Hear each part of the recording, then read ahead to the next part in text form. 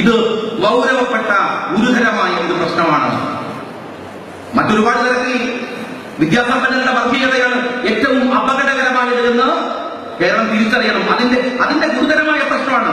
ഇവിടെ ഞാൻ നേരത്തെ പറഞ്ഞ മനുഷ്യാവകാശ പ്രശ്നത്തിന്റെ പേരിൽ, ലിംഗവിഭജനത്തിന്റെ പേരിൽ, പാരിസ്ഥിതിക പ്രശ്നങ്ങളുടെ പേര് പറഞ്ഞ് മുഖമൂടി അണിഞ്ഞു വരുന്ന മനസ്സിനകത്ത് അതിരൂഢമൂലമായിട്ടുള്ള വർഗീയതയും വിഭാഗീയതയും ചേരിതിരിവുകളും മനസ്സിനകത്ത് സൂക്ഷിക്കുന്ന അപകടകാരികൾ അങ്ങനെയാണ് വരുന്നത്. ഞാൻ ഉറച്ചു വിശ്വസിക്കുന്നത് ഫാറൂഖ് കോളേജിന്റെ ക്യാമ്പസ് പൊളിച്ചകത്തു കയറാൻ വരുന്നവരും ഈ കൂട്ടത്തിൽപ്പെട്ട ഭീകരവാദികളാണ് എന്നതാണ് ഞാൻ മനസ്സിലാക്കുന്ന ഒരു കാരണം. അതാണ് ഫാറൂഖ് കോളേജിനെതിരായി ഞാൻ ചോദിക്കട്ടെ, ഫാറൂഖാബാദിനെതിരായി രൂപപ്പെട്ടു വന്ന ചർച്ച നിങ്ങളൊന്ന് പരിശോധിക്കുക. എങ്ങനെ ഉണ്ടായതാണ് ഫാറൂഖ് കോളേജ്? എങ്ങനെ ഉണ്ടായതാണ്? മഹാനായ സർ സയ്യിദ് അഹമ്മദ് ഖാൻ സ്വാതന്ത്ര്യം സമരം കൊടുമ്പിരി കൊള്ളുന്ന കാലത്ത് ലോകത്തിലെ എല്ലാ യൂണിവേഴ്സിറ്റികളും വിദ്യാഭ്യാസ സമുച്ചയങ്ങളും പരിശോധിച്ച് അദ്ദേഹം പറഞ്ഞ ഒരു കാര്യമുണ്ട്. സമരമാവാം, സ്വാതന്ത്ര്യമാവാം, രാഷ്ട്രീയമാവാം, പക്ഷേ രണ്ടാമത് ആദ്യത്താണ് modern education, then modern politics.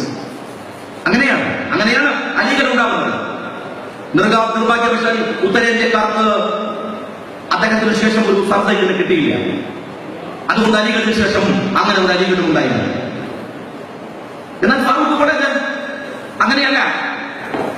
കേരളത്തിലെ ഒരു അലിഗഡാണ് ഫാറൂഖ് കോളേജ് പെറ്റുവീഴ്ത്തിയതെന്ന് പറയാവുന്ന ദശക്കണക്കിന് കോളേജുകൾ കേരളത്തിലെ തെരുവുകളിൽ ഉണ്ടായി. ആ മുദ്രാവാക്യം ഏറ്റെടുക്കാൻ ഒരുപാട് ആളുകൾ. കേരളത്തിൽ ഫാറൂഖ് കോളേജ് ഒരു സിംബലാണ്. ഫാറൂഖ് കോളേജ് ഒരു സ്ഥാപനമല്ല, അതൊരു സിംബലാണ്, ഒരു അടയാളമാണ്, ഒരു തുടക്കമാണ്, ഒരു ഓർമ്മപ്പെടുത്തലാണ്.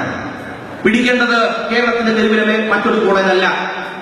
ഈ പ്രയാണത്തെ തടുക്കാൻ പിടിക്കേണ്ടത് അതിന്റെ തലയാണ്. ഫാറൂഖ് കോളേജാണ്, തുടക്കമാണ് എന്ന് വിചാരിക്കുന്നത്. കേവലം 10, 800, 900 വരുന്ന ഡിഗ്രി പ്രവേശന സീറ്റുള്ള കോളേജിൽ 45,000 അപേക്ഷ വരിക. പ്രിൻസിപ്പലിന്റെ കണക്കനുസരിച്ച് യൂണിവേഴ്സിറ്റികളിൽ 1,03,000 അപ്ലിക്കേഷൻ വരുമ്പോ ഒരു സ്ഥാപനത്തിനകത്ത് 45,000 അപേക്ഷകൾ വരിക. ഇതെന്തു കണ്ടിട്ടാണ്? ഫാറൂഖ് കോളേജിലേക്ക് വരാനുള്ള റോഡിന്റെ വീതി കണ്ടിട്ടാണ്? ഇവിടെ കെട്ടിപ്പൊക്കിയ മഹാ കെട്ടിടങ്ങൾ കണ്ടിട്ടാണ്?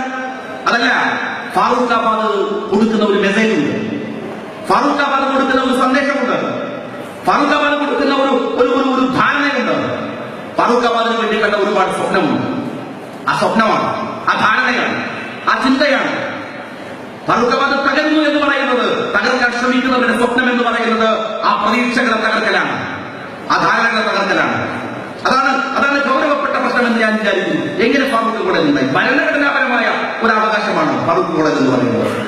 ഇരുട്ടിന്റെ മറവിൽ ആരെങ്കിലും കെട്ടിപ്പൊക്കിയ ഒരു സ്ഥാപനമല്ല, ഭരണഘടന കൊടുക്കുന്ന അവകാശമാണ്. എന്തിനു വേണ്ടി? ഒരു സമൂഹത്തിന്റെ, ഒരു പിന്നോക്ക സമുദായത്തിന്റെ വിദ്യാഭ്യാസപരമായ, സാംസ്കാരികമായ അവരുടെ ഉന്നമനത്തിനു വേണ്ടി. രണ്ട് പ്രശ്നമുണ്ട്. ഒന്ന് വിദ്യാഭ്യാസപരം, മറ്റൊന്ന് സാംസ്കാരികമായി. അങ്ങനെ ഒരു എത്തിക്സിന്റെ മുകളിൽ ഉണ്ടാക്കിയ സ്ഥാപനമാണിത്. ഒരു ആശയത്തിന്റെ മുകളിൽ, ഒരു ധാരണയുടെ മുകളിൽ. ആ ധാരണ ഇന്ത്യയുടെ ഭരണഘടന അംഗീകരിച്ചതാണ്. ഫാറൂഖ് കോളേജിന് വേണ്ടി വിയർപ്പൊഴുക്കിയവർ, ഇവിടെ ഈ സ്ഥാപനത്തിന് വേണ്ടി ഭൂമി വിട്ടുകൊടുക്കുന്ന അബ്ദുള്ള കുറ്റാജി 27 ഏക്കർ വിട്ടുകൊടുക്കുമ്പോ വഖഫ് ചെയ്യുന്ന ഭൂമിയിൽ രേഖയാക്കി എഴുതി വെച്ചത് എന്താണെന്ന് കുട്ടികൾ അറിയോ? എന്താ എഴുതി വെച്ചത്? എന്റെ പരലോക മോക്ഷത്തിനു വേണ്ടി, എന്റെ സമുദായത്തിന്റെ നന്മക്ക് വേണ്ടി. അങ്ങനെയാണ്, പരലോക മോക്ഷത്തിനു വേണ്ടി. മറ്റൊന്ന് സമുദായത്തിന്റെ നന്മക്ക് വേണ്ടി, ഉന്നമനത്തിനു വേണ്ടി. ഈ ഫാറൂഖ് കോളേജിൽ കെട്ടിപ്പൊക്കിയ കെട്ടിടങ്ങളിൽ സിമന്റും കമ്പിയുമല്ല. അബ്ദുള്ള കുട്ടിയാജിയുടെ സ്വപ്നമുണ്ട്, ഒരുപാട് ആളുകളുടെ സ്വപ്നമുണ്ട്, പ്രതീക്ഷയുണ്ട്, അവരുടെ ആഗ്രഹങ്ങളുണ്ട്, താല്പര്യങ്ങളുണ്ട്. ആ താല്പര്യങ്ങളെ നിരാകരിക്കാൻ വരുന്നവർ നിങ്ങൾ മനസ്സിലാക്കുക. ജലീൽ സാഹിബ് വലിയ പുരോഗമനവാദിയാണ്, ഞാൻ വായിച്ചിട്ടുണ്ട്. ജലീൽ സാഹിബ് ഫാറൂഖ് കോളേജിന്റെ അധിപനായിരിക്കുന്ന കാലത്താണ്. സെക്കൻഡ് ബെല്ലടിച്ചാലാണ് പെൺകുട്ടികളുടെ ക്ലാസ്സിൽ കയറുക. അറിയുമ്പോൾ സെക്കൻഡ് ബെല്ലടിച്ചാലാണ് പെൺകുട്ടികൾ. ജലീൽ സാഹിബിനെ ഞാൻ വായിച്ചത് എനിക്ക് ഓർമ്മയുണ്ട്. അദ്ദേഹം മരിച്ചപ്പോ അദ്ദേഹത്തെ കുറിച്ച് എഴുതിയ പുസ്തകത്തിൽ, അദ്ദേഹത്തെ കുറിച്ച് എഴുതിയ ഒരു പത്രത്തിൽ അദ്ദേഹം പറഞ്ഞത് സെക്കൻഡ് ബെല്ലടിച്ചാൽ മതി പെൺകുട്ടികൾ ക്ലാസ്സിൽ കയറാൻ എന്ന് പറഞ്ഞിരുന്നു ജലീൽ സാഹിബ്.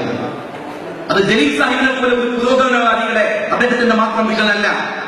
അദ്ദേഹം അധിപനായി നിൽക്കുന്ന ഒരു സ്ഥാപനം കൊടുക്കുന്ന മെസ്സേജിന്റെ ഭാഗമാണ്. ഒരു മെസ്സേജിന്റെ ഭാഗം ഞാൻ ചോദിക്കട്ടെ, ഈ ഒരു സ്ഥാപനത്തിന്റെ ഏറ്റവും വലിയ അതിനെ വിപണനവൽക്കരിക്കപ്പെടുന്ന, അതിനെ പുറത്തേക്ക് കൊണ്ടുപോകുന്ന ഏറ്റവും വലിയ മെസ്സേജ് എന്താണ്? അവിടെ നിന്ന് വരുന്ന വലിയ സർട്ടിഫിക്കറ്റുകളുണ്ട്. വിദ്യാഭ്യാസപരമായി ഈ റൗളത്തിനകത്ത് വന്നിരിക്കുന്ന കുട്ടികളെ ഇവിടേക്ക് പറഞ്ഞയക്കുന്ന രക്ഷിതാവിന്റെ താല്പര്യം എന്താണ്? റൗളത്ത് കൊടുക്കുന്ന ആത്മീയവും ഭൗതികവുമായിട്ടുള്ള ഒരു വിദ്യാഭ്യാസത്തിന്റെ ആ എഡ്യൂക്കേഷന്റെ പൂർത്തീകരണം എന്ന് പറയുന്നത് അതാണ്. എഡ്യൂക്കേഷൻ കൊണ്ട് എന്താ മാത്രം എന്താ കാര്യമുള്ളത്? ഇന്നത്തെ കാലത്ത് എന്താ ഉള്ളത്? അറിവെന്ന് പറയുന്നത്, ശുദ്ധ ഖുർആനെ കുറിച്ച് പറയുന്നത് എന്താണ്? ഹിക്മ എന്ന് പറയുന്നത്, വിസ്ഡം എന്ന് പറയുന്നത്, അതാണ് എഡ്യൂക്കേഷൻ പൂർണ്ണമാവുന്നത്. അറിവ് എന്ന് പറയുന്നത് ഒന്നും പൂർണ്ണമില്ല. ഞാൻ എപ്പോഴും പറയാറുണ്ട്, എന്താണ് അറിവ്? എന്താണ്? തക്കാളി ഒരു ഫ്രൂട്ടാണെന്നാണ് അറിവ്, അല്ലേ? അത് ഫ്രൂട്ട് സലാഡ് ഇടാൻ പറ്റില്ല എന്നുള്ളതാണ് തിരിച്ചറിവ്. അതാണ് വ്യത്യാസം എന്ന് പറയുന്നത്. തക്കാളി ഒരു ഫ്രൂട്ടാണ്, അത് ഫ്രൂട്ട് സലാഡ് ഇടാൻ പറ്റില്ല. അറിവിന്റെ കൂടെ വിസ്ഡം ഉണ്ടാകുന്നു. ഒരുപക്ഷെ റൗളത്ത് കൊടുക്കുന്നത് ഈ വിസ്ഡമാണ്. ഇത് തിരിച്ചറിയുന്ന, റൗളത്ത് തേടി മക്കളെ കൊണ്ടുവന്ന് ചേർക്കുന്ന രക്ഷിതാവിന്റെ താല്പര്യം ഈ റൗളത്തിന്റെ മെസ്സേജാണ്. ഈ സൗകര്യങ്ങളും കെട്ടിടങ്ങളുമല്ല. 3000 സീറ്റുള്ള ഫാറൂഖ് കോളേജിൽ 45,000 അപ്ലിക്കേഷനുകൾ വരുന്നത് ആ ഫാറൂഖ് കോളേജിന്റെ സൗന്ദര്യമല്ല.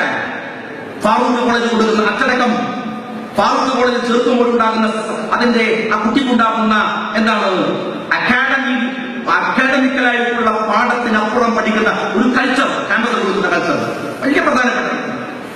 ആദ്യം തകർക്കേണ്ടത് ഫാറൂഖ് കോളേജിന്റെ കെട്ടിടമല്ല, മറിച്ചോ 45,000 രക്ഷിതാക്കളെ ആകർഷിപ്പിക്കുന്ന ഇതിന്റെ മെസ്സേജാണ്.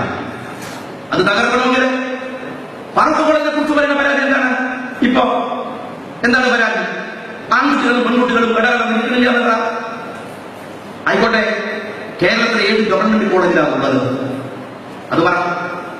കേരളത്തിലെ ഏത് ഗവൺമെന്റ് കോളേജ്? ഫാറൂഖ് കോളേജിൽ വരുമ്പോ താലിബാനിസാണ്.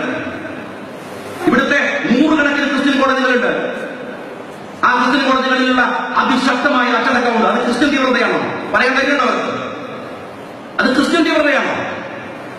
എത്ര കോളേജുണ്ട് എന്റെ മണ്ഡലത്തില്, എന്റെ കണ്ണൂർ ജില്ലയിൽ? അവിടെ ഹിന്ദു തീവ്രതയാണ്. ഒരു ക്യാമ്പസിനകത്ത് ആ ക്യാമ്പസ് പരിപാലിക്കുന്ന, ക്യാമ്പസിൽ നിന്ന് കൊടുക്കുന്ന മെസ്സേജുകൾക്ക് വേണ്ടി ആ ക്യാമ്പസ് ഉണ്ടാക്കി വെക്കുന്ന അച്ചടക്കം, ഒതുക്കം, അടക്കം എന്ന് പറയുന്നത് അത് അറിഞ്ഞുകൊണ്ടാണ് രക്ഷിതാക്കൾ വരുന്നത്. ഞാൻ JNU പോയിട്ടുണ്ട്, ജവഹർലാൽ നെഹ്റു യൂണിവേഴ്സിറ്റി. 100 കണക്കിന് ഏക്കറുകൾ കൊണ്ട് നിബിഡമായ വനം പോലെ നിൽക്കുന്ന ഒരു വലിയ ക്യാമ്പസാണ് JNU. അവിടെ സ്ത്രീ ആണുങ്ങളും പെണ്ണുങ്ങളും ഇരിക്കുന്നത് എങ്ങനെയാണ്? സ്റ്റൂളിലാണ്, ബെഞ്ചിലല്ല. ഇവിടെ കസേരയിൽ ആണെങ്കിലും പെണ്ണിരിക്കാം. ബെഞ്ചിൽ നിൽക്കുമ്പോ തിങ്ങി നിറഞ്ഞു നിൽക്കുന്ന ബെഞ്ചിനകത്ത് അങ്ങനെ മുട്ടിയും കുരുമിയും ഇരിക്കണമെന്ന് ആഗ്രഹമുണ്ടെങ്കിൽ അത് തോന്നുന്നവൻ പോലും കോളേജ് തുടങ്ങാൻ പ്രയാസമൊന്നുമില്ല. തുടങ്ങിക്കോട്ടെ, തോന്നുന്നവനൊരു അതിന്റെ സ്ഥാപനങ്ങൾ കൂട് പോലെ മുളച്ചു കൊണ്ടുവന്നിടത്ത് അങ്ങനെ ഒരു കോളേജ് തുടങ്ങി ബോർഡ് വെക്ക്. ഇവിടെ കുട്ടികളെ ചേർത്താവുന്നതാണ്, എങ്ങനെയും ഇരിക്കാവുന്നതാണ്. എത്ര രക്ഷിതാക്കളെ കൊണ്ടുപോയി ചേർത്തു? എത്ര ആപ്ലിക്കേഷൻ വരും? അത് കമന്ററിയില്ല. അടക്കവും ഒതുക്കവും വേണമെന്ന് പറഞ്ഞ് പഠിപ്പിക്കുന്ന കോളേജിന്റെ മതിലിൽ കൊണ്ടുവന്നല്ല ഈ സ്റ്റിക്കർ ഒട്ടിക്കേണ്ടത്. തറവാട്ട് സ്വത്ത് വിറ്റിട്ട് വേറെ കോളേജ് ഉണ്ടാക്കി അതിന്റെ മുകളിലാണ് ഇങ്ങനെ സ്റ്റെപ്പുകൾ ഒട്ടിക്കേണ്ടത്. ഒരുത്തന്റെയും ആഗ്രഹമല്ല, ഒരു സമൂഹത്തിന്റെ വിദ്യാഭ്യാസം നഷ്ടപ്പെട്ടു പോയ ഒരു ജനതയുടെ പോരാട്ടമാണ്. കോഴിക്കോട്ട് നിന്ന് ഫാറൂഖ് കോളേജിന്റെ മുമ്പിലേക്ക് വണ്ടി കയറി വരുമ്പോ ഗുരുവായൂരപ്പൻ കോളേജ് ഉണ്ട്, എന്തേ പോകാത്തത്?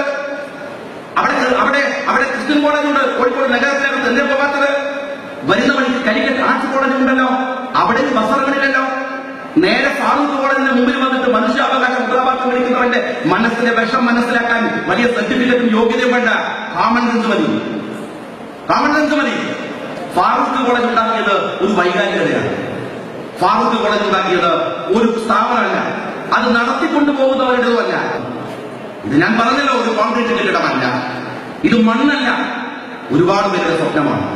ആ സ്വപ്നം തച്ചു തകർക്കാമെന്ന് ആരെങ്കിലും വ്യാമോഹിക്കുന്നുണ്ടെങ്കിൽ ഇവിടെ വെച്ച് തുടങ്ങാം ഈ വിമോചനമെന്ന് തെറ്റിദ്ധരിച്ച് ഇവിടേക്ക് ചുംബന സമരക്കാർ വന്നാൽ അവർക്ക് നേരെ നേരിടേണ്ടി വരിക കോഴിക്കോട് നഗരത്തിലെ പോലീസായിരിക്കില്ല, ഒരു തലമുറയുടെ പോരാട്ടമായിരിക്കും. അവരത് മനസ്സിലാക്കാൻ കഴിയുന്നത് തിരിച്ചറിയാത്തതുകൊണ്ടാണ്. അധിനിവേശമാണ് നടക്കുന്നത്. ഫാഷിസം പുതിയ മൗലികവാദത്തിന്റെ മനുഷ്യാവകാശ പോരാട്ടങ്ങളുടെ ലിംഗ സമരങ്ങളുടെ പേരിൽ വരികയാണ്. ലിംഗവിഭജന സമരങ്ങളുടെ പേരിൽ മനസ്സിലാക്കേണ്ട ആളുകൾ പോയി നോക്കട്ടെ. എത്ര സ്ഥാപനങ്ങളുണ്ട് കേരളത്തില്? എത്ര സ്ഥാപനങ്ങളുണ്ട്? ആ സ്ഥാപനങ്ങൾക്കകത്ത് എന്തെല്ലാം നിയമങ്ങളുണ്ട്? ഒരു കോളേജ് മാത്രമാണോ അങ്ങനെ ഉള്ളത്? അങ്ങനെ ഉണ്ടെങ്കിൽ നമുക്ക് ഫാറൂഖ് കോളേജിലെ നിയമം പഠിക്കാം. കാലിക്കറ്റ് ആർട്സ് കോളേജ് എന്ന് പറയുന്ന ഗവൺമെന്റ് സ്ഥാപനത്തിൽ അത് ആരംഭിക്കട്ടെ, എന്നിട്ട് വരട്ടെ ഫാറൂഖ് കോളേജിലേക്ക്. ഗുരുവായൂരപ്പള്ളി കോളേജിൽ ആരംഭിക്കട്ടെ, എന്നിട്ട് വരാം ഫാറൂഖ് കോളേജിലേക്ക്. ക്രിസ്ത്യൻ കോളേജിൽ ആരംഭിക്കട്ടെ, എന്നിട്ട് വരാം ഫാറൂഖ് കോളേജിലേക്ക്. ഇവിടെ മാത്രം വന്നിട്ട് അത് തെളിയിക്കുന്നവന്റെ മനസ്സിലെ വിഷം മനസ്സിലാവും. അത് മനസ്സിലാക്കാൻ വലിയ ബുദ്ധിയൊന്നും വേണ്ട. ഞാൻ നിങ്ങളോട് പറയുന്നത്, നിങ്ങളാണ് രാജ്യത്തിന്റെ കരുത്ത് എന്ന് പറയുന്നത്. നിങ്ങളുടെ തലച്ചോറാണ് രാജ്യത്തിന്റെ ശക്തി എന്ന് പറയുന്നത്. നിങ്ങളുടെ തിരിച്ചറിവാണ് ഒരു സമൂഹം പ്രാർത്ഥനയോടുകൂടി കാത്തിരിക്കുന്നത്. ക്യാമ്പസുകൾക്കകത്ത് കോളേജ് യൂണിയനാവാം, നിങ്ങളുടെ സംരംഭങ്ങളാവാം, നിങ്ങളുടെ അടിച്ചുപൊളിയാവാം, ഒക്കെ നടക്കട്ടെ. അതിനകത്തൊക്കെ മെസ്സേജ് ഉണ്ടാവും. ജീവിതമേ ഒരു അത്തരം ഒരു ധാരണയാണ് ലിവിംഗ് ബൈ എക്സാമ്പിൾ എന്ന് പറയുന്നത്.